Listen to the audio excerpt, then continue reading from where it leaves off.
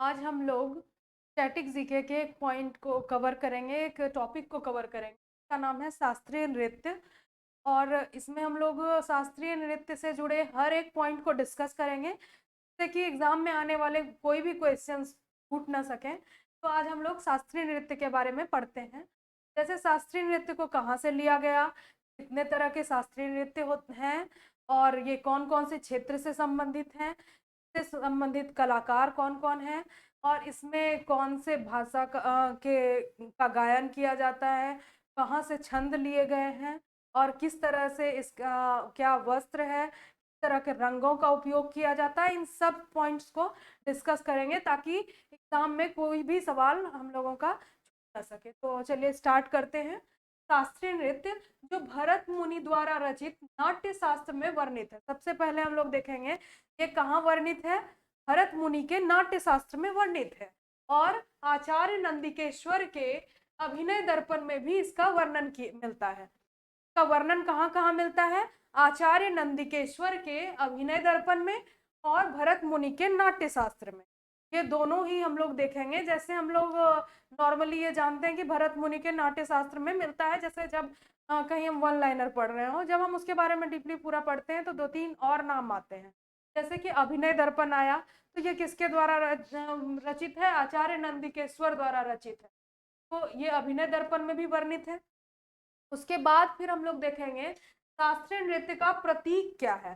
तो नटराज शिव की जो प्रतिमा है वो शास्त्रीय नृत्य का जो है प्रतीक है। तो सबसे पहले हम लोग देखें कि वर्णन कहाँ मिलता है। तो जैसे हम लोग पढ़ रहे हैं तो उसी दौरान हम लोग इसको याद करते चलेंगे, ताकि आगे जो हम लोग कुछ क्वेश्चंस को डिस्कस करेंगे इससे रिलेटेड, तो वो आंसर आप लोग खुद कर सकें। उसके बाद जैसे वीडियो को पॉज करके आप उस टाइम में आंसर कर सकते हैं। उसके बाद आप चेक कर सकते हैं कि आपका आंसर सही है या गलत है, उस हिसाब से। तो हम लोग सबसे पहले देख सकते हैं कि इसका वर्णन कहाँ हुआ है। का वर्णन भरत मुनि के नाट्यशास्त्र और आचार्य नंदिकेश्वर के अभिनय दर्पण में इसका वर्णन हुआ है। और इसका प्रतीक शास्त्रीय नृत्य का प्रतीक है शिव की नटराज मूर्ति। और इसका आधार क्या है ये हम लोग देखेंगे। इसका आधार है नाट्य शास्त्र में उल्लिखित मुद्राएं। नाट्य शास्त्र में जो मुद्राओं का वर्णन मिलता है, उल्लेख मिलता है, वहां वो इसका क्या है? मूल आधार है। मूल आधार क्या है? नाट्य शास्त्र में उल्लिखित मुद्राएं। के बाद देखेंगे वर्तमान में शास्त्रीय नृत्यों की संख्या कितनी है। तो वर्तमान में शास्त्रीय नृत्यों की संख्या 8 है। तो अब इसके आगे देखते हैं कि शास्त्रीय नृत्य कौन कौन से हैं और वो किस क्षेत्र से संबंधित है। तो सबसे पहले भरतनाट्यम, ये तमिलनाडु से संबंधित है। उसके बाद कथकली जो केरल से संबंधित है, मोहिनी अट्टम जो केरल से संबंधित है, और कुचिपुड़ी जो आंध्र प्रदेश से संबंधित है, ओडिसी जो ओडिशा से संबंधित है, मणिपुरी जो मणिपुर से संबंध रखता है, और सतरिया जो असम से संबंध रखता है। उसके बाद कथक जो उत्तर भारत का शास्त्रीय नृत्य है। उत्तर भारत का एकमात्र शास्त्रीय नृत्य कौन सा है? वो है कथक।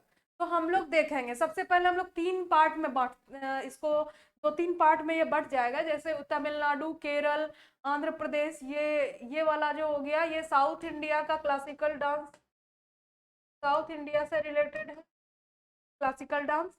के बाद ये ओडिसी हो गया, पूर्वी भारत से देख सकते हैं, ईस्टर्न इंडिया से। उसके बाद हम लोग देखेंगे मणिपुरी और सतरिया, ये हो गया नॉर्थ ईस्ट से। उसके बाद कथक जो हो गया नॉर्थ इंडिया।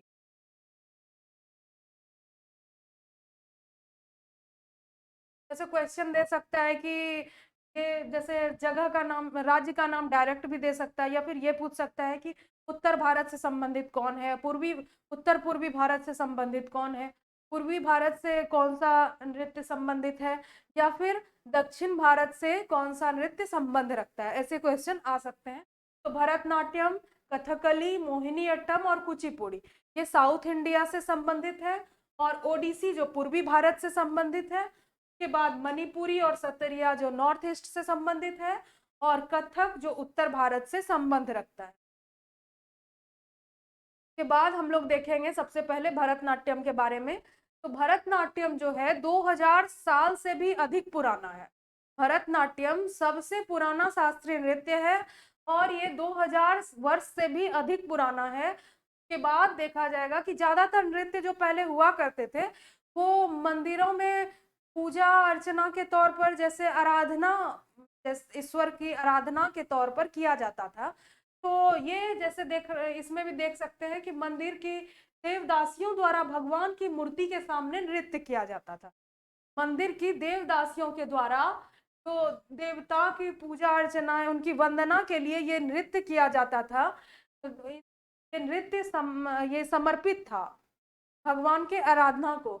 और उसके बाद इसमें देख सकते हैं कि ये मंदिर की देवदासियों के द्वारा भगवान की मूर्ति के सामने नृत्य किया जाता था, जो भरतनाट्यम है। और भरतनाट्यम तमिलनाडु से संबंध रखता है, ये 2000 वर्ष से भी पुराना है। का अन्य नाम दासी अट्टम है। जैसे इसको हम लोग याद रखेंगे, कहीं आपको कृष्णाट्टम मिल सकता है, कुडियाट्टम मिल सकता है, और एक दासी अट्टम हो गया। तो कृष्णाट्टम कुडियाट्टम वो दूसरे नृत्य से संबंध रखता है, इसलिए तो बिल्कुल ध्यान रखेंगे कि दासी अट्टम भरतनाट्यम का अन्य नाम है, दूसरा नाम है। दूसरा नाम क्या हो गया? दासी अट्टम। के बाद नृत्य किस पर आधारित है? अभिनय और शारीरिक भंगिमा। ये आप देख सकते हैं, शारीरिक भंगिमा और अभिनय। अभिनय यानी कि एक्टिंग, एक्टिंग हो गया। और उसके बाद शारीरिक भंगिमा, जैसे आप देख सकते हैं हाथ पैर, इन सबको देख सकते हैं, शरीर का भंगिमा, इनके इसको इधर देख सकते हैं, हाथ को देख सकते हैं, पैर को देख सकते हैं।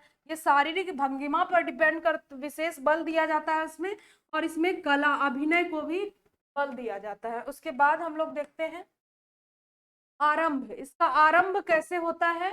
तो अलारिपू यानी स्तुति, जिसको स्तुति कहते हैं। जैसे हम लोग देखें कि पहले जो नृत्य किया जाता था वो ज्यादातर ईश्वर के आराधना के लिए किया जाता था, तो वैसे ही जब इसका आरंभ होता है तो एक स्तुति के साथ होता है, तो अलारिपू भी कहते हैं। तो ऐसा दे सकता है कि भरतनाट्यम के को जब शुरू किया जाता है तो किस इससे संबंधित जो वर्ड शब्द हैं उसको है कि किससे आरंभ किया जाता है। तो अलारिपू भी लिखा रह सकता है या स्तुति भी लिखा रह सकता है।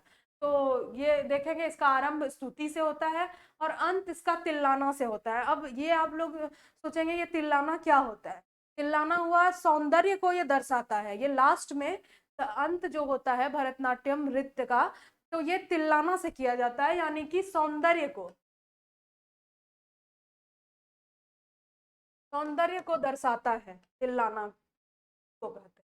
के बाद भरतनाट्यम, जैसे इसका अर्थ देखेंगे कि भरतनाट्यम का अर्थ क्या है। जैसे हम लोग देख रहे हैं शास्त्रीय नृत्य के बारे में, तो इससे रिलेटेड एक एक पॉइंट को डिस्कस करें, क्योंकि क्वेश्चंस कहीं से भी पूछे जा सकते हैं। ये नहीं है कि डायरेक्ट आपको पूछ दिया जाएगा ये सब क्वेश्चन कि भरतनाट्यम कहाँ से संबंधित है, तमिलनाडु कर्नाटक, ये आप तमिलनाडु आंसर कर दें, वैसा क्वेश्चन नहीं पूछा जाता है।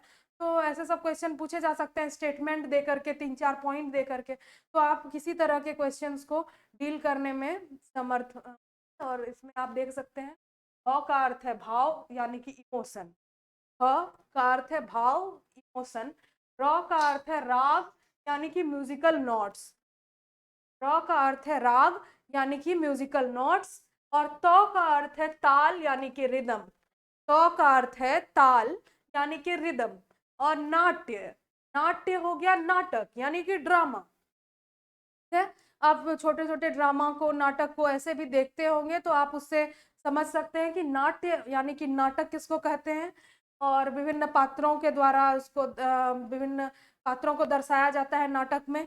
तो उसी तरह से नाट्य का अर्थ हो गया नाटक यानी कि ड्रामा, और त यानी कि ताल का अर्थ हो गया रिदम, र यानी राग का अर्थ हो गया म्यूजिकल नोट्स, एंड भ यानी कि भाव, भाव का अर्थ हो गया इमोशन।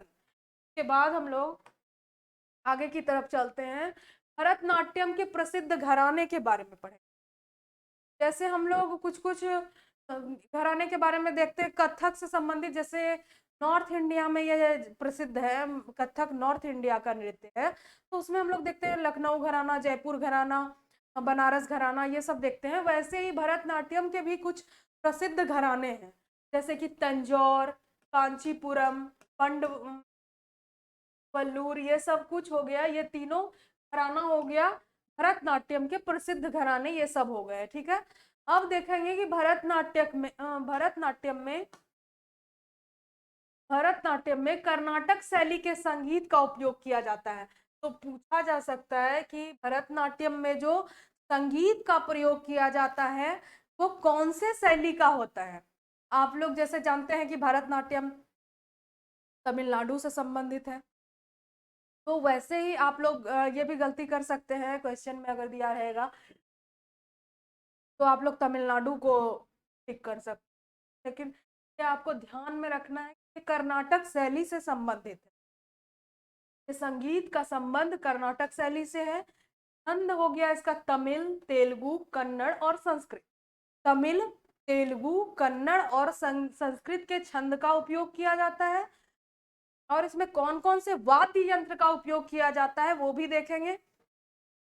वाद्य यंत्र हो गए मृदंग, वीणा, बांसुरी, ये सब का उपयोग जो है वाद्य यंत्र के रूप में किया जाता है। उसके बाद देखेंगे आधुनिक कला में भरतनाट्यम को प्रतिस्थापित करने का श्रेय किनको जाता है। तो आधुनिक कला में भरतनाट्यम को प्रतिस्थापित करने का श्रेय जाता है डॉक्टर कृष्णन अय्यर को। डॉक्टर कृष्णन अय्यर को इसको प्रतिष्ठापित करने का श्रेय जाता है। ठीक है, आधुनिक कला में भरतनाट्यम को प्रतिष्ठापित करने का श्रेय किन्हें जाता है? कृष्णन अय्यर को। और इसमें देखेंगे प्रमुख नृत्यांगना के बारे में कि इनकी प्रमुख नृत्यांगना कौन कौन है। कुछ प्रमुख नाम को हम लोग याद रखेंगे ताकि उससे रिलेटेड क्वेश्चंस को हम फिल कर सकें, जैसे कि अरुणडेल, सोनल मानसिंह, यामिनी कृष्णमूर्ति, फिर मृणालिनी साराभाई, रुक्मणी देवी, पद्मा सुब्रमण्यम, मल्लिका साराभाई। कौन कौन है? अरुणडेल, सोनल मानसिंह, यामिनी कृष्णमूर्ति, मृणालिनी साराभाई, रुक्मणी देवी, पद्मा सुब्रमण्यम और मल्लिका साराभाई। ये कुछ प्रमुख नृत्यांगना है भरतनाट्यम से संबंधित। अब हम लोग चलिए नेक्स्ट शास्त्रीय नृत्य की तरफ चलते हैं, जो है कथकली। कथकली कहाँ का है? कथकली केरल का हो गया। केरल का शास्त्रीय नृत्य। प्रेरणा स्रोत है स्थानीय लोक नाटक कुडियाट्टम और कृष्णाट्टम। तो इसके प्रेरणा स्रोत कौन कौन है? स्थानीय लोक नाटक कुडियाट्टम और कृष्णाट्टम। तो आप देख सकते हैं कि कुडियाट्टम और कृष्णाट्टम किससे संबंध रखता है? तो कथकली से संबंधित है। और दासी अट्टम किससे संबंधित है? तो भरतनाट्यम से संबंधित है। इसमें डिफरेंस करना आना चाहिए, अगर कुछ भी कंफ्यूजन में इसको गलत नहीं करना है, बिल्कुल याद रखना है कि दासी अट्टम भरतनाट्यम को कहते हैं और कुडियाट्टम और कृष्णाट्टम संबंधित है कथकली से। कथकली कहाँ का है? केरल का एक शास्त्रीय नृत्य। के बाद देखेंगे रामायण, महाभारत और पुराण के चरित्रों का अभिनय इसमें किया जाता है। में जो एक्टिंग किया जाता है वो रामायण, महाभारत और पुराणों के चरित्र का अभिनय किया जाता है। जैसे नाटक आप लोग देखते हैं, किसी पात्र को ढाल दिया जाता है, उसका अभिनय किया जाता है, वैसे यहाँ रामायण महाभारत के कुछ कहानियों को लिया जाता है और उसका अभिनय इस नृत्य के द्वारा किया जाता है, कथकली के द्वारा। आप देख सकते हैं ये कथकली का एक इमेज यहाँ पर है लगा हुआ। के बाद आप देखेंगे चेहरे के हाव भाव, नेत्र और भौहों के संचालन के लिए इसको जाना जाता है। जैसे आप देख सकते हैं चेहरे का हाव भाव देख सकते हैं। फिर नेत्र और भौहों का संचालन, नेत्र का संचालन किसमें होगा? कथकली में। नेत्र का संचालन, भौहों का संचालन। उसके बाद इसमें दो प्रकार के पात्र होते हैं, एक नायक को पाचा कहा जाता है और एक खलनायक जिसको कथी कहा जाता है। खलनायक जिसको कथी कहा जाता है और नायक जिनको पाचा कहा जाता है। ये दो प्रकार के पात्र होते हैं कथकली में। कथकली में किसका अभिनय किया जाता है? रामायण, महाभारत और पुराण के चरित्रों का अभिनय किया जाता है। और चेहरे के हाव भाव, नेत्र और भौहों के संचालन, यहाँ आप देख सकते हैं भौहों का संचालन, आंख, ये नेत्र का संचालन, फिर हो गया चेहरे के हाव भाव। आप इस पिक्चर से देख सकते हैं, सबको यहाँ पर नोटिस कर सकते हैं कि इन सब के बारे में जो यहाँ दिया गया है वो यहाँ पर भी दर्शाया गया है। दो प्रकार के पात्र होते हैं, नायक जिसको पाचा कहा जाता है, खलनायक जिनको कथी कहा जाता है। अब चलिए आगे देखते हैं। चेहरे पर रंगों का प्रयोग किया जाता है। अभी आप देख सकते हैं यहाँ चेहरे पर रंगों का प्रयोग किया जा रहा है, कहीं ग्रीन, कहीं येलो, कहीं ब्लैक, कहीं अलग अलग कलर्स का यूज किया जाता है और उन रंगों का भी कुछ महत्व होता है। कथकली में चेहरे पर रंगों का प्रयोग किया जाता है, ठीक है, और उन रंगों का भी कुछ महत्व होता है, तो उसके बारे में जानेंगे।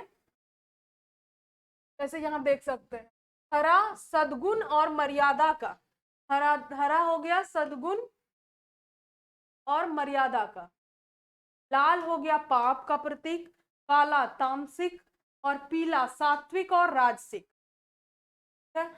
पीला सात्विक और राजसिक, है?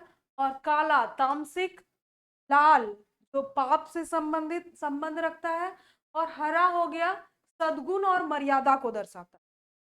हरा रंग से अगर किसी के चेहरे पर पेंट किया गया हो कथकली नृत्य में, तो उसका अर्थ है या उसको सद्गुण और मर्यादा को दर्शा रहा है। जैसे आप देख रहे हैं कि रामायण महाभारत और पुराणों के पात्रों का अभिनय उसमें किया जाता है। तो जैसे भगवान का किया जाएगा अभिनय, तो सद्गुण और मर्यादा को दर्शाया जाएगा, तो उसमें ग्रीन कलर से चेहरे को कलर किया जाएगा। और लाल पाप का जैसे दिखाया जाएगा रेड कलर से, काला तामसिक और पीला सात्विक और राजसिक जो दिखाया जाएगा, अभिनय किया जाएगा, तो उसमें पीला रंग का उपयोग किया जाएगा। के बाद देखते हैं, इसके चार भाग हैं, कलासम, किरति, तोंकरम, ये तोंकरम है, और नाल मिरत्ती। के चार भाग हैं कथकली के, चार भाग, कलासम कॉमन पार्ट, किरति यानी कि युद्ध से जुड़ी व नृत्य का प्रदर्शन, ये युद्ध से जुड़ी कला व नृत्य का प्रदर्शन है। युद्ध में जो नृत्य और कला का प्रदर्शन किया जाता है वो इरत्ती हो गया, तोंकरम हो गया, इरत्ती की जगह परंतु संगीत अलग, इरत्ती की तरह ही होता है तोंकरम भी, है? जैसे युद्ध और नृत्य से जुड़ी कला और युद्ध से जुड़ी हुई कला और नृत्य का जो प्रदर्शन किया जा रहा है, वैसे ही तोंकरम भी है, बस इसमें संगीत यानी कि म्यूजिक अलग होगा, है? और नाल मिरत्ती, नाल मिरत्ती हो गया एक चैप्टर को दूसरे चैप्टर से जोड़ने में प्रयुक्त किया जाएगा।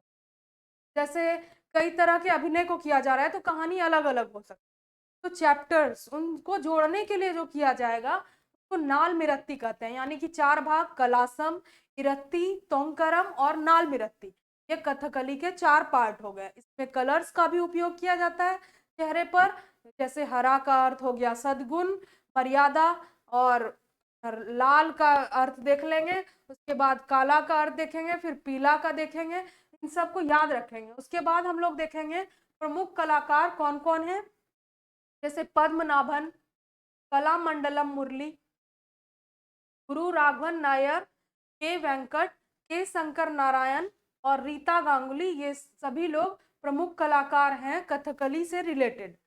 पद्मनाभन, कलामंडलम मुरली, गुरु राघवन नायर, के वेंकट, के शंकर नारायण और रीता गांगुली। अब हम लोग नेक्स्ट शास्त्रीय नृत्य की तरफ चलते हैं। ये है मोहिनी अट्टम। मोहिनी अट्टम जो साउथ इंडिया का ही एक और क्लासिकल डांस है, और ये मोहिनी अट्टम केरल से संबंधित है। इसमें एकल महिला द्वारा प्रस्तुतिकरण किया जाता है। आप देख सकते हैं एकल महिला द्वारा प्रस्तुतिकरण, यहाँ एक ही महिला है जिनके द्वारा प्रस्तुतिकरण दिया जा रहा है, किसका? मोहिनी अट्टम का। मोहिनी अट्टम में याद रखना है एकल महिला द्वारा प्रस्तुति,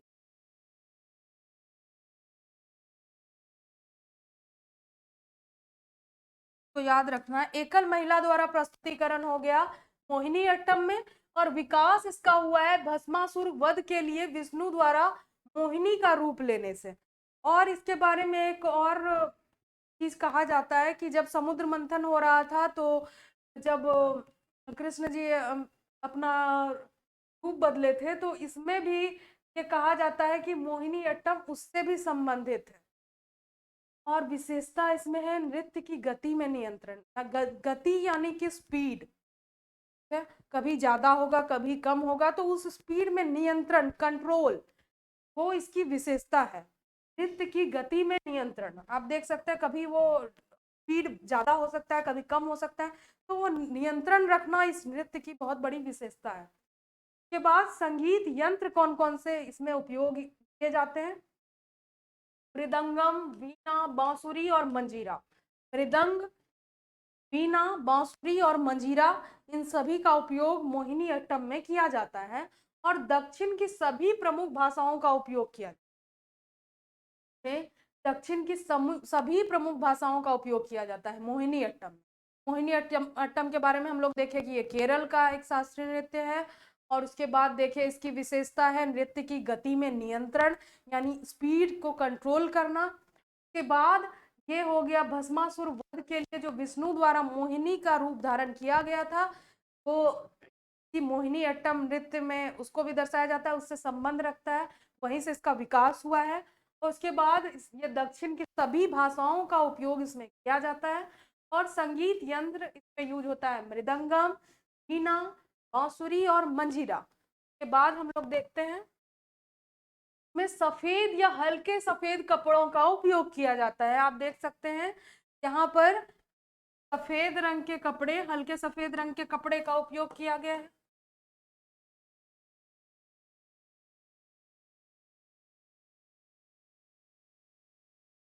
हल्के सफेद कपड़े का उपयोग किया गया है।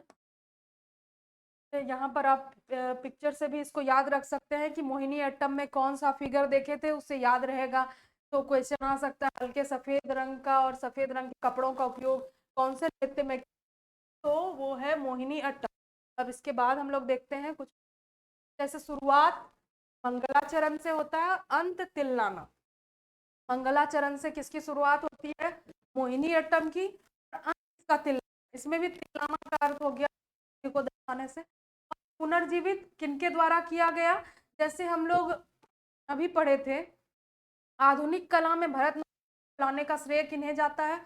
तो ई कृष्णन अय्यर को जाता है। तो वैसे ही यहाँ पुनर्जीवित करने का श्रेय किन्हें जाता है मोहिनी अट्टम को? तो नारायण मेनन के द्वारा 1930 में मंदिर नृत्य के प्रतिबंध को हटाने में मदद किया गया। ठीक है, तो वहीं से इसको पुनर्जीवित किया गया। पुनर्जीवित किनके द्वारा किया गया? नारायण मेनन के द्वारा 1930 में। जो मंदिर नृत्य के ऊपर प्रतिबंध लगाया गया था, वो हटाया गया किनके द्वारा? नारायण मेनन के द्वारा, उनके प्रयासों से 1930 में। ठीक है, तो यहीं से वो पुनर्जीवित हुआ मोहिनी अट्टम। और प्रमुख कलाकार इसके हो गए रागिनी देवी, वैजयंती माला, हेमा मालिनी, शांताराव, गोपिका वर्मा और पल्लवी कृष्ण। आप देख सकते हैं प्रमुख कलाकार हैं रागिनी देवी, वैजयंती माला, हेमा मालिनी, फिर शांताराव, गोपिका वर्मा और पल्लवी कृष्णन।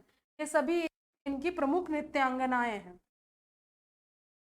और इसके बारे में हम लोग क्या देखें? एकल महिला नृत्य है ये, और इसमें सफेद और हल्के सफेद रंग के कपड़ों का उपयोग किया जाता है। भस्मासुर वध में जो विष्णु के द्वारा जो लिया गया था मोहिनी का रूप, उससे संबंधित है। पुनर्जीवित नारायण मेनन के द्वारा 1930 में किया गया। ये सब के बारे में लोग देख चुके हैं। अब हम लोग अगले नृत्य के बारे में चर्चा करेंगे। जैसे आप लोग जब इस क्लास को देख रहे हैं, तो इसको मतलब देखते वक्त ही इतने ध्यान से देखना है कि वो सारे पॉइंट्स को वहीं पर याद कर लें, क्योंकि हम एक एक पॉइंट को कई बार रिपीट कर रहे हैं, ताकि उसको सुन करके आप याद कर सकें।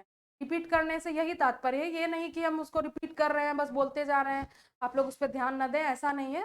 बल्कि जो भी चीज़ रिपीट किया जा रहा है उसको इसलिए रिपीट किया जा रहा है कि आप लोग को याद हो सके। जो क्लास लिया जा रहा है वहीं पर उसको याद कर लेना है। के बाद देखते हैं कुचिपुड़ी, आंध्र प्रदेश। कुचिपुड़ी जो है आंध्र प्रदेश से संबंधित है। ठीक है, कुचिपुड़ी आंध्र प्रदेश से संबंधित है। इसमें गीत एवं नृत्य का समन्वय होता है। डांस डांस का समन्वय किसमें होता है? कहीं हम लोग अभिनय का देखें, कहीं नृत्य का देखें, कहीं गीत एवं नृत्य का देख रहे हैं। अब गीत एवं नृत्य का देख रहे हैं। गीत एवं नृत्य का समन्वय कहाँ हो रहा है? कुचिपुड़ी में हो। के बाद इसका मुख्य आधार क्या है? भागवत पुराण। कुचिपुड़ी का मुख्य आधार क्या है? भागवत पुराण, इसको याद रखेंगे। इसका मुख्य आधार हो गया भागवत पुराण। इसमें विशेष महत्व है पद संचालन का और हस्त मुद्रा। आप देख सकते हैं ये पद संचालन यानी पैर का जो संचालन है, यहाँ पर पैर का संचालन, ये दिख रहा होगा, ये पैर का संचालन, हस्त मुद्रा, हस्त मुद्रा का विशेष महत्व है। कुचिपुड़ी में विशेष महत्व है पद संचालन, पैर के संचालन का और हस्त मुद्रा, हाथ के मुद्रा का। ये आप फिगर में देख सकते हैं। उसके बाद चलते हैं आगे। पीतल की तस्तरी में पैर रखकर नृत्य करने की परंपरा। में यानी कि कुचिपुड़ी में ये परंपरा है पीतल की तस्तरी में पैर रखकर नृत्य करने की। अब पूछा जा सकता है क्वेश्चन में, पीतल की तस्तरी में पैर रखकर किस नृत्य को किया जाता है? तो ये हो गया कुचिपुड़ी। और नृत्य के दौरान पैर के अंगूठे से फर्श पर एक आकृति बनाई जाती है। नृत्य के दौरान जो होता है फर्श पर अंगूठे के द्वारा एक आकृति बनाई जाती है। तो ये भी हो सकता है, पूछा जा सकता है कि अंगूठे से आकृति किस नृत्य में बनाई जाती है? तो वो हो गया कुचिपुड़ी। अब दो शैलियां कौन कौन है? नृत्य नाटक और एकल नृत्य प्रस्तुति। आप लोग कंफ्यूज नहीं होंगे, एकल नृत्य प्रस्तुति यहाँ लिखा हुआ है कुचिपुड़ी में, लेकिन मोहिनी अट्टम में क्या था? महिला एकल नृत्य प्रस्तुति, एकल महिला नृत्य में सफेद और हल्के सफेद रंग के कपड़े का उपयोग किया गया था मोहिनी अट्टम में। जो तो याद रखेंगे वहां एकल महिला प्रस्तुतिकरण था। यहाँ है एकल नृत्य, कुचिपुड़ी में एकल नृत्य और नृत्य नाटक प्रस्तुति। प्रमुख कलाकार हो गए राधा रेड्डी, भावना रेड्डी, यामिनी रेड्डी और राजा रेड्डी। के प्रमुख कलाकार हो गए राधा रेड्डी, भावना रेड्डी, यामिनी रेड्डी और राजा रेड्डी। के बाद हम लोग आगे की तरफ चलते हैं। अब अगले नृत्य की तरफ जो है ओडिसी। तो ओडिशा से संबंध रखता है, पूर्वी भारत से संबंधित। ब्रह्मेश्वर और कोणार्क के सूर्य मंदिरों के शिलालेखों में नृत्य का लेख मिलता है। ठीक है, तो पूछा जाएगा ओडिशा के कोणार्क के सूर्य मंदिर में कौन से नृत्य मिलता है? तो आप लोग ऐसे भी इसको बता सकते हैं। तो ओडिशा से संबंधित है ओडिसी, तो ओडिसी नृत्य का ही वर्णन मिलेगा कोणार्क के सूर्य मंदिर में। ये तो ऐसे भी आंसर किया जा सकता है, बट इसको याद रखना है। ब्रह्मेश्वर और कोणार्क के सूर्य मंदिर के शिलालेखों में नृत्य का उल्लेख मिलता है, ओडिसी नृत्य। आगे चलते हैं। महरिष नामक संप्रदाय द्वारा किया जाता था। अब ये दो चार पॉइंट दिए जा सकते हैं, जैसे ओडिसी नृत्य के बारे में दो चार स्टेटमेंट दिया हुआ है, तो उसमें दिया जा सकता है कि महरिष संप्रदाय के द्वारा ओडिसी नृत्य का प्रस्तुत किया जाता था, ओडिसी नृत्य को प्रस्तुत किया जाता था। तो ये आप देख सकते हैं कि वो सही है या गलत, इससे आप पढ़ने के बाद ये समझ सकते हैं कि हाँ ये सही है। तो नृत्य भगवान कृष्ण के प्रचलित कथाओं के आधार पर, जैसे हम लोग कहीं देखें कि रामायण महाभारत पर आधारित है, कोई पुराण के कथाओं पर आधारित है, यहाँ पर हम लोग देख रहे हैं कि भगवान कृष्ण के प्रचलित कथाओं के आधार पर तो किया जाता है ओडिसी को। और छंद इसका कहाँ से लिया गया है? नाटक गीत गोविंदम से लिया गया है। ये छंद यानी ओडिसी छंद कहाँ से लिए गए हैं? नाटक गीत गोविंदम से इसके छंद लिए गए हैं। के बाद चलते हैं इसकी मुद्रा त्रिभंग। ठीक है, 3 ब्रेक्स। त्रिभंग का मतलब हो गया 3 ब्रेक्स। आप देख सकते हैं इस फिगर से, एक ये हाथ वाला पार्ट हो गया, कमर वाला पार्ट हो गया और एक पैर वाला पार्ट हो गया। ये मुद्रा जो आप देख रहे हैं ये त्रिभंग की मुद्रा कहलाती है, 3 ब्रेक्स। ओके, के बाद हो गया भरतनाट्यम से मिलती जुलती है। ठीक है, पूछा जाएगा भरतनाट्यम से मिलती जुलती नृत्य कौन सी है? शास्त्रीय नृत्य। तो ये आप बता सकते हैं कि ओडिसी भरतनाट्यम से मिलती जुलती नृत्य। और इसको चलती फिरती वास्तुकला भी कहा जाता है। तो ये भी क्वेश्चन आ सकता है कि चलती फिरती वास्तुकला किस को कहा जाता है? तो एक ओडिसी को कहा जाता है। के बाद मुख्य भाव इसका है समर्पण एवं आराधना। आराधना यानी कि पूजा, समर्पण। अब खुद मीन्स किसी भी चीज के लिए समर्पित भाव होना, जैसे अभी हम लोग पढ़ाई कर रहे हैं तो पढ़ाई के प्रति समर्पण है। तो ये भी एक हम लोगों का के लिए पूजा के समान है। ठीक है, अभी हम लोगों को मेहनत करना है, पूजा, ये हम लोगों का पढ़ाई ही पूजा के समान है, आराधना के समान है। वैसे ही अब इसमें आते हैं, मुख्य भाव इसका हो गया समर्पण और आराधना। जो समर्पण और आराधना है वो किनको लेकर के इसमें है, जैसे स्टूडेंट के लिए पूजा आराधना ये उसकी पढ़ाई हो गई, वैसे ही इसमें ये जो समर्पण और आराधना है ये भगवान जगन्नाथ को समर्पित है। ठीक है, ये समर्पण और आराधना किसके लिए है? भगवान जगन्नाथ के लिए है। उड़िया और संस्कृत के छंद का प्रयोग किया जाता है। इसमें छंद कौन कौन से प्रयोग होते हैं? ओडिया और संस्कृत छंद प्रयोग होते हैं। पूछा जाएगा कि चलती फिरती वास्तुकला किस नृत्य को कहा जाता है? तो ओडिसी नृत्य को कहा जाता है। उसके बाद पूछा जा सकता है त्रिभंग किससे संबंधित है? तो ओडिसी नृत्य से संबंधित है। त्रिभंग यानी कि 3 ब्रेक्स आप देख सकते हैं, जैसे कि यहाँ एक इधर हो गया हाथ, इधर वाला पार्ट हो गया, हाथ वाला हो गया, और इधर पैर वाला हो गया। 3 पार्ट हो गया, कमर वाला, हाथ और पैर, ये 3 ब्रेक्स, त्रिभंग मुद्रा। और उसके बाद हम लोग देख रहे हैं समर्पण और आराधना भगवान जगन्नाथ को लेकर के, और उड़िया और संस्कृत के छंद का प्रयोग किया जाता है। ओडिसी में हम लोग देख सकते हैं उड़ीसा से संबंधित है, तो भाषा हो गया उड़िया, और संस्कृत एक एक्स्ट्रा इसमें भाषा उड़िया और संस्कृत के छंद का प्रयोग। के बाद चलते हैं इसके प्रमुख कलाकार की तरफ। तो सभी के प्रमुख कलाकार को याद करते जाना है, जैसे केलूचरण महापात्र, गंगाधर प्रधान, पंकज चरण दास, संयुक्ता पाणिग्राही, सोनल मानसिंह, जाता महापात्रा, अनीता बाबू, अदिति बंदोपाध्याय। है, इसके प्रमुख कलाकार कौन कौन है? केलूचरण महापात्र, गंगाधर प्रधान, पंकज चरण दास, उसके बाद संयुक्ता पाणिग्राही, सोनल मानसिंह, जात्रा महापात्रा, अनीता बाबू, अदिति बंदोपाध्याय, ये सभी इनके प्रमुख कलाकार हैं। उसके बाद हम लोग देखेंगे कि इससे संबंधित कुछ क्वेश्चन पूछे जाते हैं, जैसे कि उस टाइम ये करंट में रहा होगा 2015 के टाइम, तो ये हो सकता है अभी जैसे पूछा जा सकता है। ये सब चीज ऐसा है, जैसे हम लोग सोच लेते हैं कि अच्छा 2015 का क्वेश्चन पूछ दिया, 2016 का क्वेश्चन पूछ दिया, तो ऐसा कुछ नहीं है, बल्कि ये अब एक तरह से ये हिस्ट्री का क्वेश्चन बन गया, एक तरह से ये स्टैटिस्टिक्स में भी शामिल। जैसे कि 2015 में आईआईटी भुवनेश्वर ने अपने बीटेक के सिलेबस में ओडिसी को शामिल किया। तो ऐसा पूछा जा सकता है कौन सा ऐसा नृत्य है जो किसी आईआईटी के सिलेबस में शामिल किया गया है, कौन सा ऐसा क्लासिकल डांस है? तो हम लोग देखेंगे कि आईआईटी भुवनेश्वर के द्वारा 2015 में अपने बीटेक के सिलेबस में ओडिसी को शामिल किया गया। तो कौन सा ऐसा शास्त्रीय नृत्य है जिसको किसी आईआईटी के द्वारा अपने सिलेबस में शामिल किया गया, बीटेक के सिलेबस में?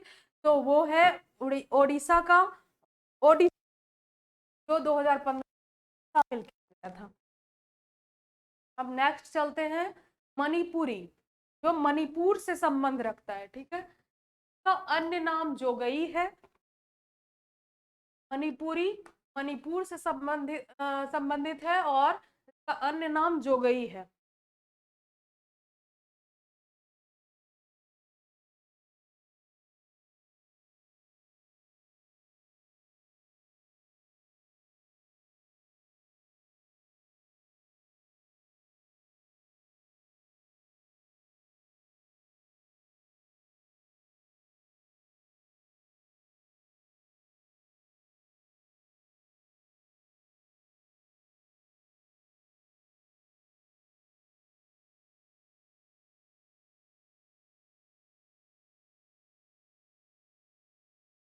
मणिपुरी, अब हम लोग देखेंगे नॉर्थ ईस्ट के नृत्य को।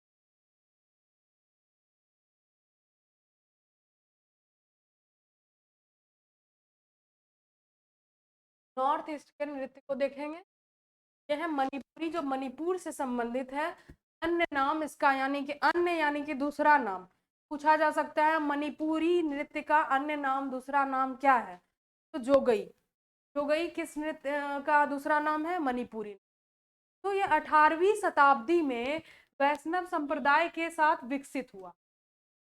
18वीं शताब्दी में वैष्णव संप्रदाय के साथ, एक शैव संप्रदाय, वैष्णव संप्रदाय, इसके बारे में आप लोग पढ़े होंगे। तो उसी में से वैष्णव संप्रदाय के द्वारा जो है 18वीं शताब्दी में का विकास हुआ। 18वीं शताब्दी में वैष्णव संप्रदाय के द्वारा इसका विकास हुआ। उसके बाद देखेंगे भागवत पुराण, विष्णु पुराण और गीत गोविंद के कथानकों का प्रयोग में किनके कहानियों का प्रयोग किया जाता है, कथाओं का प्रयोग किया जाता है। भगवत पुराण, विष्णु पुराण और गीत गोविंद। गीत गोविंद जो जयदेव के द्वारा लिखी गई थी, भगवत पुराण और विष्णु पुराण, इनके कथानकों का प्रयोग किया जाता है। ठीक है। भक्ति पर अधिक जोर, तांडव और लास्य का समावेश। तो मणिपुरी नृत्य में भक्ति पर सबसे ज्यादा जोर दिया जाता है। मणिपुरी नृत्य में भक्ति पर जोर दिया जाता है, जैसे कि आप देख सकते हैं भगवत पुराण, विष्णु पुराण, गीत गोविंद के कथानकों का प्रयोग किया जा रहा है और भक्ति पर अधिक जोर दिया जा रहा है, जिसमें तांडव एवं लास्य का समावेश है। आप इसको फिगर भी देख लीजिए, ये है मणिपुरी नृत्य का। ड्रेस से भी आप समझ जाएंगे ये कौन से डांस के बारे में बात की जा रही है। तो ये फिगर इसलिए लगाया गया है ताकि आप लोग देख करके समझ सकें ये किस नृत्य का फिगर दिया गया है। तो ये मणिपुरी नृत्य का हो, तो इसको याद रखना है कि आपको देख करके भी पता लग जाए कि ये कौन से नृत्य से संबंध रखता है, ये जो भी फिगर दिया गया हो। और उसके बाद हम लोग देख सकते हैं ये भगवत पुराण, विष्णु पुराण और गीत गोविंद से के कथानकों पर आधारित है। और ढोल नृत्य को आत्मा का, ढोल को नृत्य की आत्मा,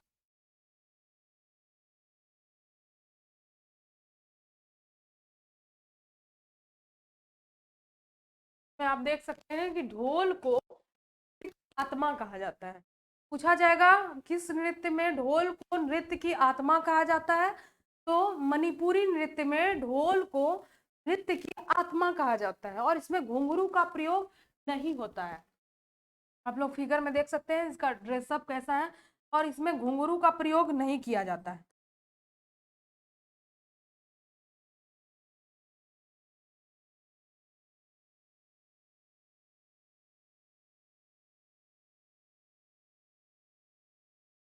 घुंघरू का प्रयोग यहाँ पर नहीं किया जाता है। ठीक है।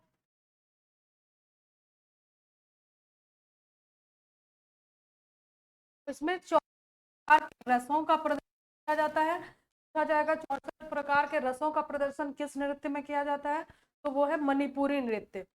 मणिपुरी नृत्य में 64 प्रकार के रसों का प्रदर्शन किया जाता है। के बाद विभिन्न रूप इसके कौन कौन से, रास लीला, संकीर्तन और थांगटा। थांगटा जैसे एक मार्शल आर्ट कह सकते हैं।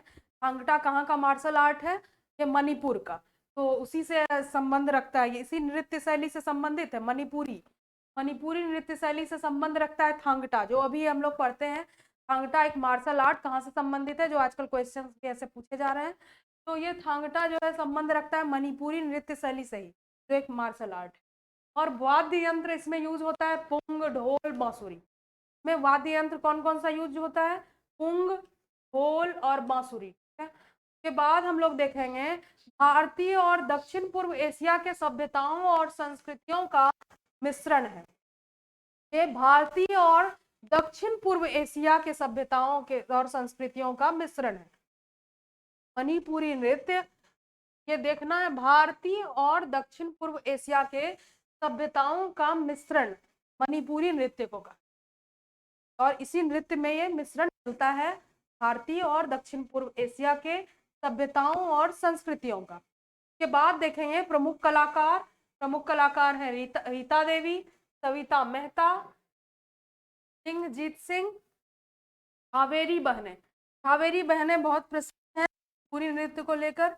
हावेरी बहनें, कलावती देवी, निर्मला मेहता। आप देख सकते हैं प्रमुख कलाकार कौन कौन है, रीता देवी, सविता मेहता, सिंहजीत सिंह, हावेरी बहनें, कलावती देवी, निर्मला मेहता। अब नेक्स्ट नृत्य की तरफ चलते हैं। आप लोगों को ये नृत्य वाला जो क्लास है वो कैसा लगा, वो जरूर बताइएगा।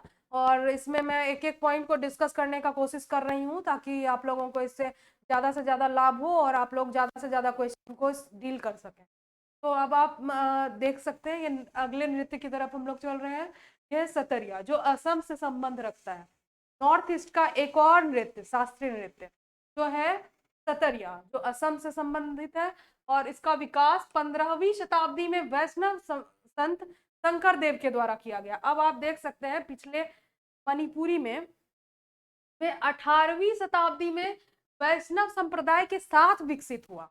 18वीं शताब्दी में वैष्णव संप्रदाय का जो विकास हो रहा था उसी के विकास के दौरान उसी के साथ साथ विकसित हुआ है मणिपुरी नृत्य। तो में जो है कंफ्यूज नहीं होना है, 18वीं शताब्दी में वैष्णव संप्रदाय के साथ विकसित, लेकिन यहाँ वैष्णव संत की बात की गई। 15वीं शताब्दी में वैष्णव संत शंकर देव के द्वारा कहा जाएगा कि सतरिया नृत्य का विकास किनके द्वारा किया गया। तो ये हो गया 15वीं शताब्दी में वैष्णव संत शंकर देव के द्वारा इसका विकास किया। अब इसकी विधा कौन कौन सी है, तो इसमें देखेंगे कि कौन कौन सा नृत्य इसमें इससे संबंधित है। ये और में जैसे नृत्य, जैसे उसमें हम लोग मणिपुरी में थांगटा देखे जो मार्शल आर्ट था तो उससे संबंधित था, तो वैसे ही इसमें कौन कौन सा है, अप्सरा नृत्य, चाली नृत्य, दशावतार नृत्य और रास नृत्य।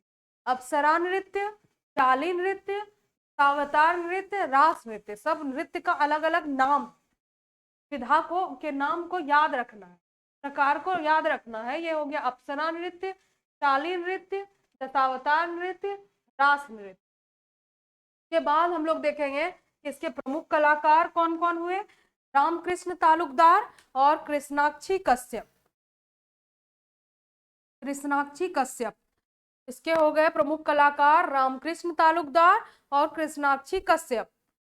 कृष्णाक्षी कश्यप और रामकृष्ण तालुकदार कौन से नृत्य से संबंध रखते हैं, तो सतरिया जो असम से संबंधित है। रामकृष्ण तालुकदार और कृष्णाक्षी कश्यप।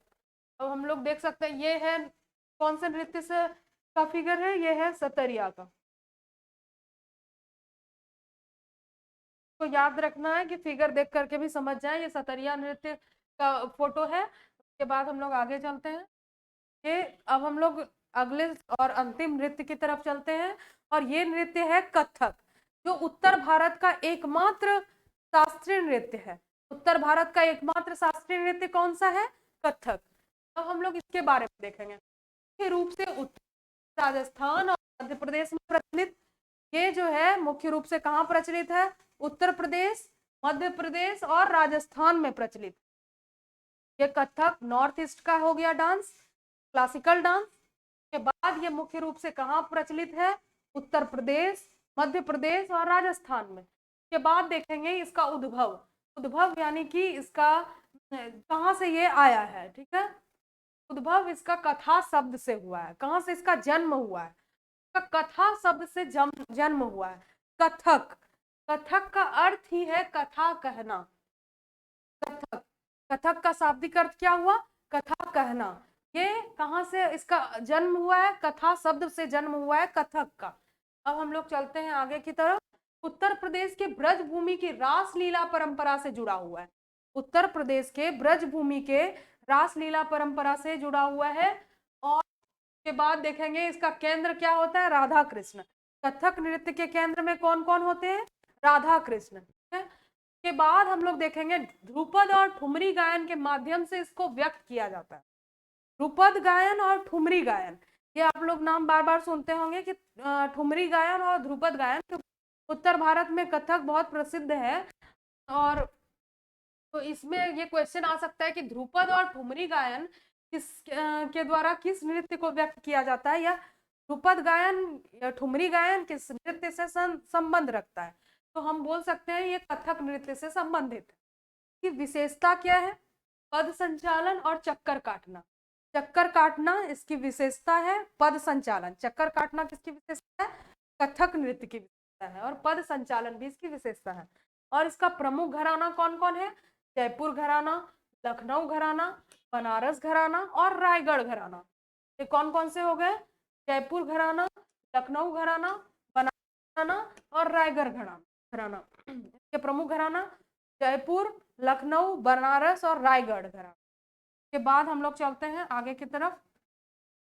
पंडित बिरजू महाराज लखनऊ घराना से संबंधित थे, और पंडित बिरजू महाराज, इनका हाल ही में निधन हो गया है, तो इनसे संबंधित कुछ सवाल हो सकता है एग्जाम में पूछे जाए, क्योंकि ये कथक के प्रसिद्ध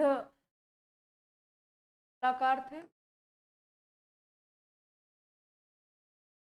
तो इन कौन से घराना से संबंध रखते हैं? लखनऊ घराना से, और इनको पद्म विभूषण 1986 में दिया। तो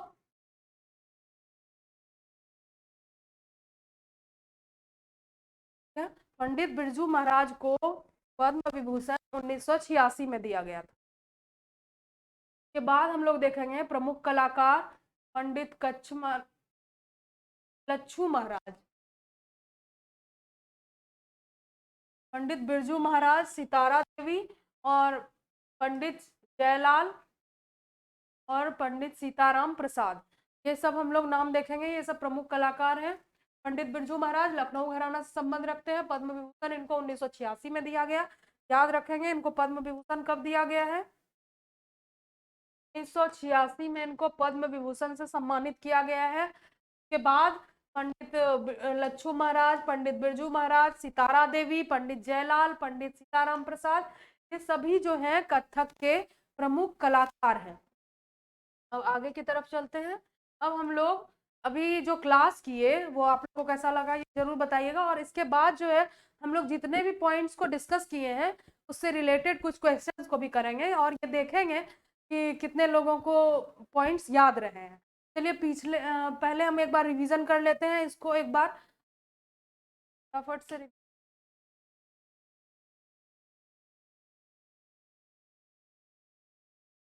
शास्त्रीय नृत्य कहाँ से आया, कहाँ से लिया गया है? तो ये भरत मुनि के नाट्य शास्त्र से लिया गया है, और आचार्य नंदिकेश्वर के अभिनय दर्पण से लिया गया है। और शास्त्रीय नृत्य का प्रतीक क्या है? तो नटराज शिव की प्रतिमा। के बाद हम लोग देखेंगे वर्तमान में शास्त्रीय नृत्यों की संख्या कितनी है, तो 8, और इसका मूल आधार क्या है? नाट्य शास्त्र में उल्लिखित मुद्राएं। के बाद हम लोग आगे चलते हैं। 8 नृत्य को देखे थे, भरतनाट्यम, कथकली, मोहिनीअट्टम, कुचिपुड़ी, ओडिसी, मणिपुरी, सतरिया, कथक। के बाद आगे चलते, भरतनाट्यम देखे थे जो सबसे पुराना है, 2000 वर्ष से भी अधिक पुराना, मंदिर में देवदासियों के द्वारा किया जाता था। ई कृष्णन अय्यर इसको जो है आधुनिक कला में शामिल करने में उनका योगदान रहा है, और इसका अन्य नाम दासी अट्टम है, और इसमें अभिनय और शारीरिक भंगिमा पर विशेष बल दिया जाता है, और फिगर को आप देख सकते हैं। के बाद है आरंभ इसका स्तुति यानी अलारिपू से होता है, और इसका अंत तिल्लाना से होता है। तिल्लाना का अर्थ होता है सौंदर्य को दर्शाता है, और भाव का अर्थ है भाव, मोशन। र का अर्थ है राग यानी म्यूजिकल नोट्स। के बाद त का अर्थ है ताल यानी रिदम। के बाद देखेंगे नाट्य यानी कि नाटक को ड्रामा कहते हैं। के बाद भरतनाट्यम के प्रसिद्ध घराने, जैसे हम लोग कथक के प्रसिद्ध घराने देखे वैसे ही तंजौर, कांचीपुरम, ये सब हो गए भरतनाट्यम के प्रसिद्ध घराने। के बाद हो गया भरतनाट्यम कर्नाटक शैली के संगीत का प्रयोग किया जाता है। भरतनाट्यम में कौन से शैली के संगीत का प्रयोग किया जाता है? तो वो है कर्नाटक शैली। के बाद छंद हो गया तमिल, तेलुगु और कन्नड़। यहाँ पर देख सकते हैं छंद कौन कौन सा है, तमिल, तेलुगु, कन्नड़ और संस्कृत।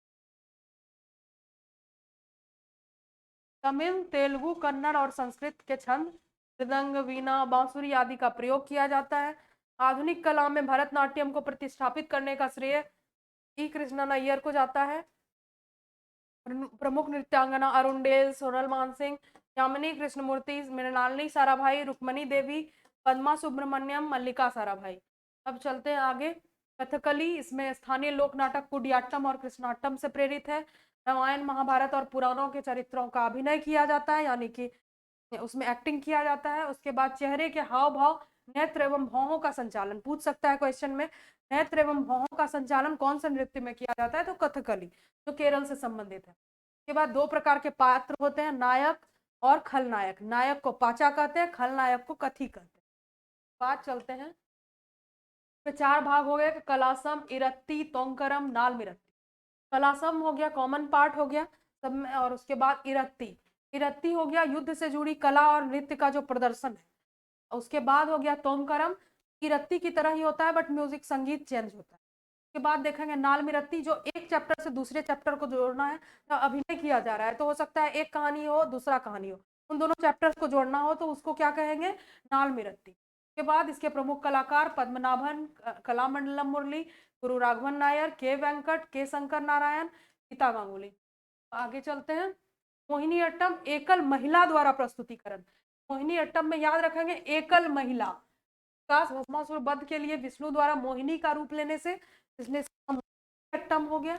और विशेषता नृत्य की गति में नियंत्रण, नृत्य की गति में नियंत्रण, स्पीड में कंट्रोल करना होता है स्पीड को, तो इसकी विशेषता है। संगीत यंत्र हो गया मृदंगम, बीना, बांसुरी, मंजीरा। और दक्षिण की सभी प्रमुख भाषाओं का उपयोग किया जाता है मोहिनी अट्टम में। सफेद और हल्के सफेद कपड़ों का उपयोग, शुरुआत मंगलाचरण से, अंत तिल्लाना से, और पुनर्जीवित नारायण मेनन के द्वारा 1930 में किया गया। मंदिर नृत्य के प्रतिबंध को हटाने में उनका प्रमुख योगदान रहा है नारायण मेनन का। 1930 में जो मंदिर नृत्य पर प्रतिबंध था उसको हटाया गया, उसके बाद फिर ये मोहिनी अट्टम जो है प्रयोग में लाया जाने लगा। उसके बाद प्रमुख कलाकार हुए रागिनी देवी, वैजयंती माला, हेमा मालिनी, शांता राव, गोपिका वर्मा, पल्लवी कृष्ण। अब आगे चलते हैं। कुचिपुड़ी गीत एवं नृत्य का समन्वय, मुख्य आधार भगवत पुराण, और विशेष महत्व पद संचालन, हस्त मुद्रा, पांव का संचालन और हस्त मुद्रा। पीतल की तस्तरी में पैर रखकर नृत्य करने की परंपरा में है। कुचिपुड़ी में नृत्य के दौरान पैर के अंगूठे से फर्श पर एक आकृति भी बनाई जाती है। फिर दो शैलियां, नृत्य नाटक और एकल नृत्य प्रस्तुति। एकल नृत्य प्रस्तुति हो गया कुचिपुड़ी में, इसको ध्यान देंगे, एकदम बिल्कुल कंफ्यूज नहीं होना है। एकल नृत्य प्रस्तुति हो गया कुचिपुड़ी में, और उसमें एकल महिला एकल नृत्य प्रस्तुति, एकल महिला था,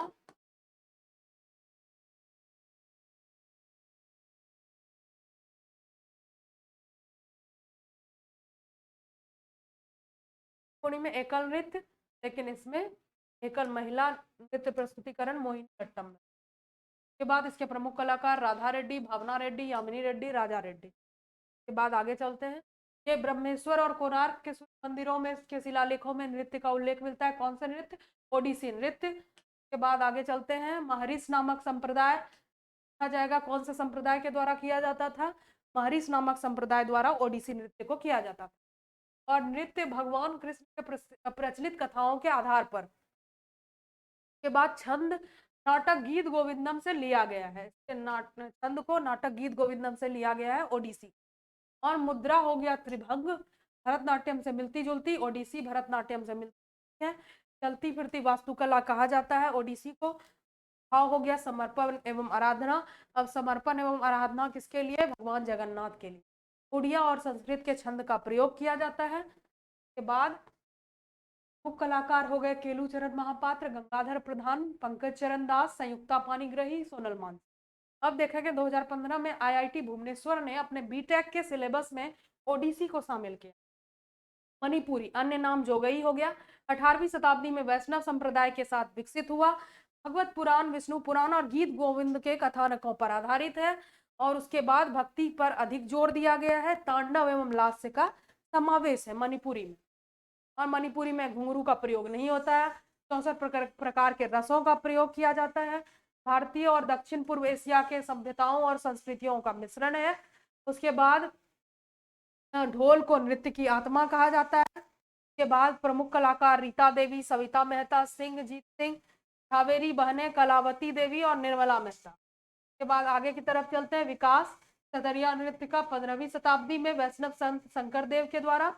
फिर अप्सरा नृत्य, चाली नृत्य, दशावतार नृत्य, रास नृत्य, ये सब सतरिया से संबंधित है। और इसके प्रमुख कलाकार रामकृष्ण तालुकदार और कृष्णाक्षी कश्यप। कथक उत्तर भारत से संबंध रखता है, उत्तर प्रदेश, राजस्थान और मध्य प्रदेश में प्रचलित है। और उद्भव हुआ है कथा शब्द से, शाब्दिक अर्थ हो गया कथा करना। के बाद उत्तर प्रदेश के ब्रजभूमि रास लीला परंपरा से जुड़ा हुआ है। और ध्रुपद और ठुमरी गायन के माध्यम से इसको व्यक्त किया जाता है। विशेषता हो गया पद संचालन और चक्कर काटना। चक्कर काटना कथक नृत्य की एक विशेषता है। और प्रमुख घराना हो गया जयपुर घराना, लखनऊ घराना, बनारस घराना और रायगढ़ घराना। ये चलते हैं। पंडित बिरजू महाराज हो गए इसके प्रसिद्ध कलाकार कथक नृत्य के, तो ये को पद्म विभूषण 1986 में मिला है। पंडित लच्छू महाराज, पंडित बिरजू महाराज, सितारा देवी, पंडित जयलाल, पंडित सीताराम प्रसाद, ये सब इसके प्रमुख कलाकार। हम लोग क्वेश्चन की तरफ चलते हैं। कथकली का अन्य नाम क्या है? हम आप लोग बताएंगे कि कथकली का अन्य नाम क्या है। पहले आप लोग आंसर करें, उसके बाद मैं आंसर।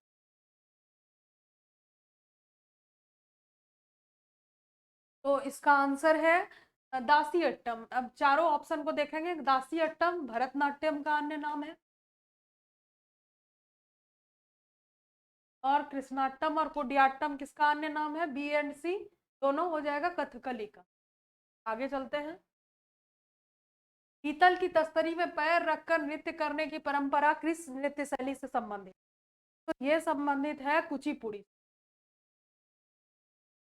पीतल की तस्तरी में पैर रखकर नृत्य करने की परंपरा किस नृत्य शैली से संबंधित है?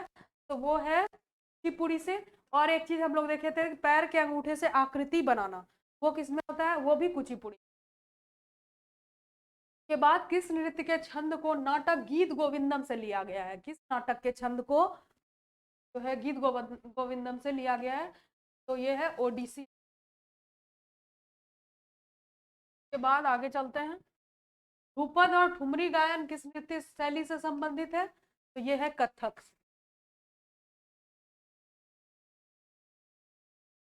चलती फिरती वास्तुकला किस नृत्य को कहा जाता है? आप लोग आंसर देने का कोशिश करें, सोचें कि इसका आंसर बाद क्या है। चलती फिरती कला किस नृत्य शैली को कहा जाता है? तो ये ओडिसी को कहा जाता है। ओडिसी को चलती फिरती वास्तुकला कहा जाता है। के बाद पंडित बिरजू महाराज किस घराने से संबंधित थे? सबसे पहले देखेंगे पंडित बिरजू महाराज कौन से नृत्य से संबंधित थे? तो कथक से संबंधित थे। उत्तर देने का कोशिश करें आप लोग। ये लखनऊ घराना से संबंधित। के बाद है किस नृत्य शैली को आईआईटी के सिलेबस में शामिल किया गया है? कौन सा ऐसा नृत्य है जो किसी आईआईटी के बीटेक के सिलेबस में शामिल किया गया है? तो हम लोग पढ़ चुके हैं, वो है ओडिसी। 2015 में शामिल किया गया था। के बाद एकल नृत्य किससे? जब आप लोग पहले ही बोल दिए थे पढ़ा कि एकल नृत्य और महिला एकल नृत्य, ये देखना है। एकल नृत्य कुचिपुड़ी, जबकि मोहिनी अट्टम में एकल महिला नृत्य।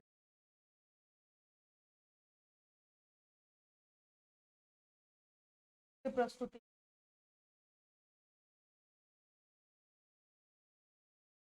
के बाद आगे चलेंगे। मोहिनी अट्टम को पुनर्जीवित करने का श्रेय किन्हें दिया जाए? आंसर देने का मोहिनी अट्टम को पुनर्जीवित करने का श्रेय किन्हें दिया जाता है? तो जैसे ऑप्शन में देखेंगे कि कृष्णन अय्यर है, भरतनाट्यम को आधुनिक भारत में कला में। के बाद देखेंगे नारायण मिल। ये हो गया आंसर। बाद आगे चलते। मोहिनी अट्टम से संबंधित नहीं है, ये देखना है कि मोहिनी अट्टम से कौन संबंधित नहीं है। इसमें है रागिनी देवी, बैजयंती माला, राधा रेड्डी, गोपिका वर्मा। तो राधा रेड्डी जो है ये कुचिपुड़ी संबंधित है, ये मोहिनी अट्टम से संबंध नहीं रखती। बाकी रागिनी देवी, बैजयंती माला, गोपिका वर्मा, ये तीनों ही मोहिनी अट्टम से संबंधित है। के बाद चलते हैं। नृत्य के दौरान पैर के अंगूठे से आकृति किस बनाई जाती है? तो ये हो गया जो है बनाई जाती है कुचिपुड़ी में। कुचिपुड़ी में ही तस्तरी पर जो है डांस किया जाता है, चल की तस्तरी पर, और उसके बाद कुचिपुड़ी में ही पैर के अंगूठे से आकृति बनाई जाती है। बाद आगे चलते हैं। वैष्णव संत शंकरदेव द्वारा किस नृत्य शैली को स्थापित किया गया है? तो वैष्णव संत शंकरदेव के द्वारा कौन से नृत्य शैली को स्थापित किया गया है? सतरिया को स्थापित। के बाद केलूचरण महापात्र किस नृत्य शैली से संबंध रखते हैं? नृत्य शैली से संबंधित है। सतरिया, कथक, ओडिशा, ओडिसी या फिर मणिपुर। तो इसका आंसर है ओडिसी। अब लास्ट क्वेश्चन की तरफ चलते हैं। तो ये लास्ट क्वेश्चन है, पंडित बिरजू महाराज को पद्म विभूषण कब दिया गया? पंडित बिरजू महाराज को पद्म विभूषण 1986 में दिया गया। पंडित बिरजू महाराज को कब दिया गया था पद्म विभूषण? 1986। ये क्वेश्चन पूछा जा सकता है। ये करंट का भी मुद्दा है क्योंकि अभी पंडित बिरजू महाराज का हाल ही में निधन हुआ है। तो चलिए आज के लिए इतना ही। आप लोगों को ये सेशन कैसा लगा? अगर आपको ये सेशन अच्छा लगता है तो और भी स्टैटिक जीके के और भी को लेकर ऐसे ही सेशन को लिया जाएगा। और उसके बाद आप लोग इसको कमेंट सेक्शन में ज़रूर बताइएगा के बारे में, आपकी क्या राय है, ये क्लास कैसा है और क्या इसमें करना चाहिए। आज के लिए इतना ही। बाय।